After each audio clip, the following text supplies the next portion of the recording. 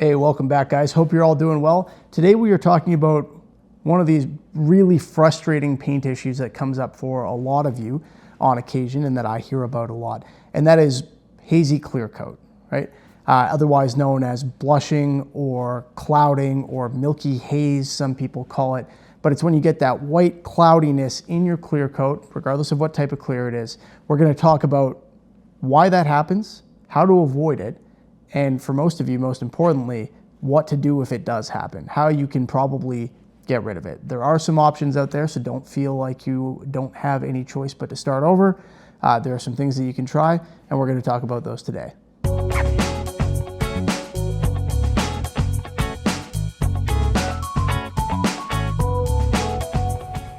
Now, we did recently take a poll on this channel on what the next video like this would be, whether it would be this topic or what's going to be the next one, which is comparing fret leveling beams with radius blocks for the purpose of fret leveling on guitars. So this is the one that won, but it was pretty close. So yeah, don't forget to stay tuned for that one because coming up next. All right, let's start by defining what we're talking about here. And I do say talking about because that's what this is. We are going to discuss this topic. We're going to discuss how it happens, what to do about it. I don't get blushing in my clear coat, really. I live in a very dry environment. In fact, it's now late October, winter's coming. It will be a matter of probably another month before my knuckles start randomly bleeding because there's no moisture in the air. You may be able to tell from that this problem often arises because of moisture. So I don't have any examples for you, and it's not really something that I can just create an example of to show you. But we are going to talk about it, and I think you guys are going to find this helpful. So what are we talking about here? What we're talking about is when your clear coat has kind of a hazy, milky, foggy look to it, often manifesting as kind of a white haze underneath the surface. And this can be across the entire surface, or it can be in localized kind of patches. But the key here is you don't have that clean, transparent, kind of glassy look where you look like you're staring through some deep, beautifully clear thing to the paint underneath. Instead, you have it a little bit obscured by this haze. So what causes this? Well, usually moisture, water vapor that gets trapped under your clear coat and creates that hazy look. And that can get trapped between the layers or under the film entirely.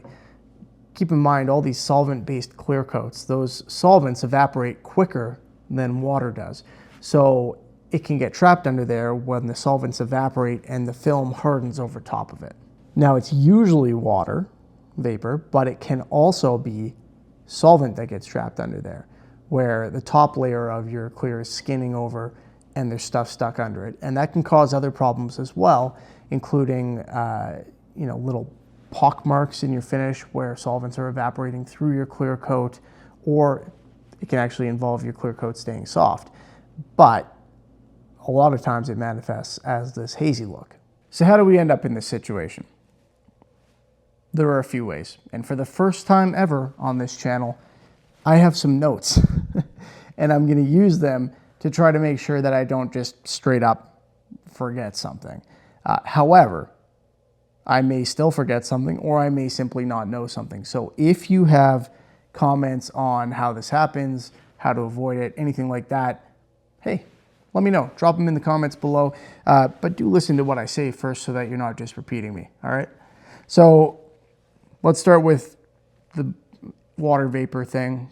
The cause is pretty obvious, frankly. High humidity, a lot of moisture in the air. That's a problem when you're painting, and there are ways to resolve that. Paint booths have systems that take that out, like the big expensive ones. But I've literally had people come to me and say, hey, I've started using an air conditioning unit to suck moisture out of the air, and it's worked for them. So there are some options. What happens here is pretty straightforward. Water vapor basically condenses into or is trapped under your finish film, okay? And so you end up with that milky look, and it can be across large areas, the entire surface, or in patches. All right, now trapping solvent can happen a few ways, one of which is if you've got really fast solvent evaporation, so a really fast thinner, for example, if the solvent is leaving too quickly, it can make it so that it leaves the top surface, like the very top, of your film, but doesn't get out in time from kind of the bottom, the wet area right against the surface that you're painting. And so you end up with solvents trapped in there that turn into vapor and create this film, right? And as the solvents evaporate, the surface cools really quickly, and you can also get moisture from your air. So these, like condensing on there. So these problems can actually compound.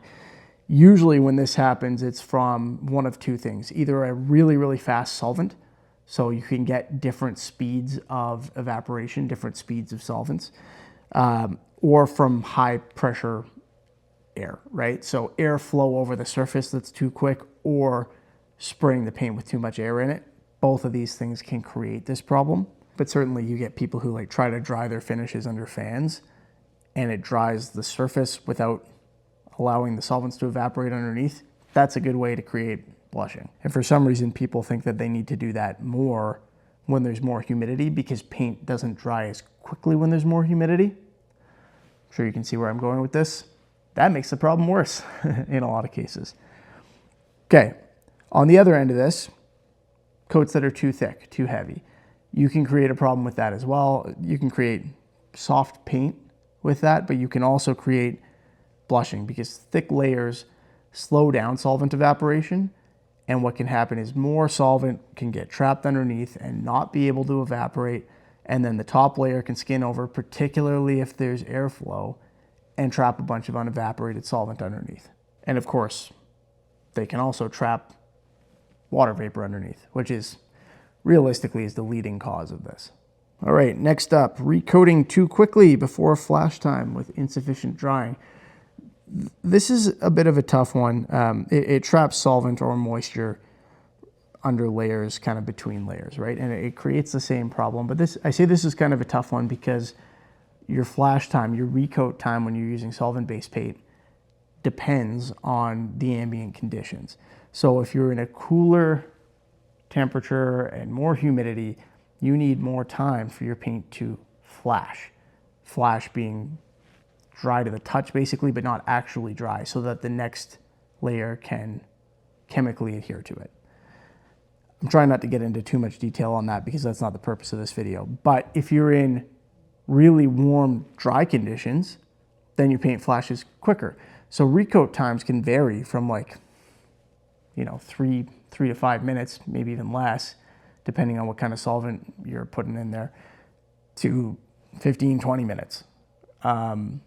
Big variation there, and it depends on a lot of stuff.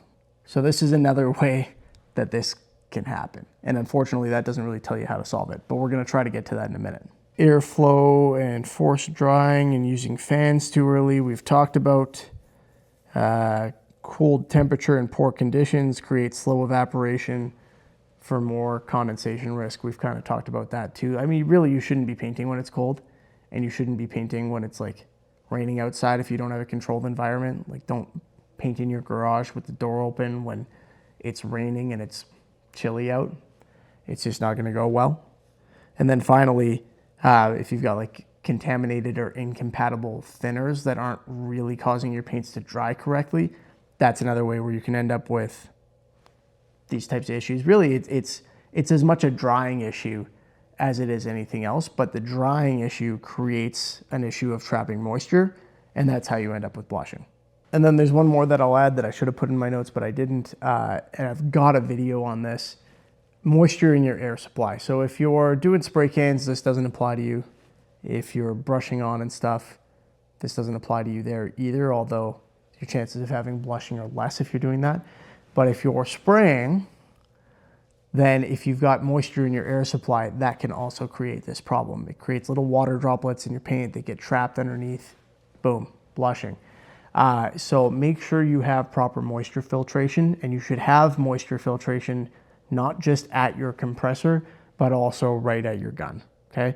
When I'm airbrushing, for example, I have a moisture filter at the compressor, a moisture filter at the regulator, and a moisture filter right at the base of the airbrush. I did an old video on this. I think at the end I said something like, see, you've got 3 layers of moisture protection. It's like a feminine product ad in here. But anyway, my sense of humor has not improved since then. All this to say, make sure you're not literally pumping water vapor into your paint job, because that is yet another good way to get blushing. And it's just such a common problem. I have people ask me about it all the time.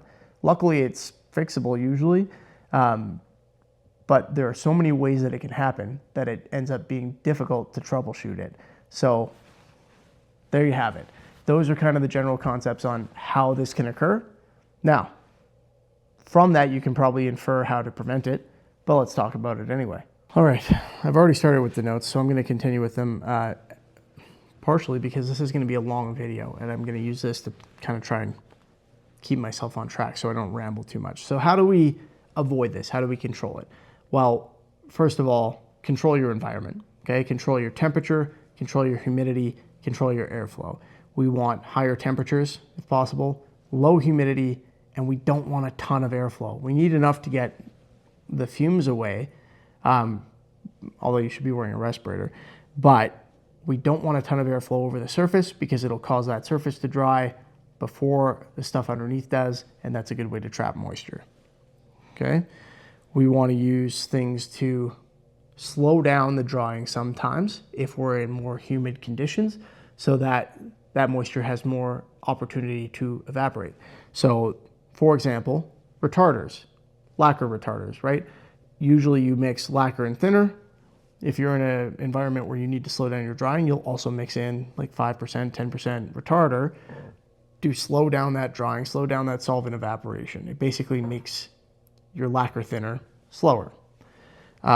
You can also use other blush resistant additives, but that's kind of like adjusting your mix basically is the key to this one. And retarder is the usual option, or just use a slower thinner if you can find one, okay?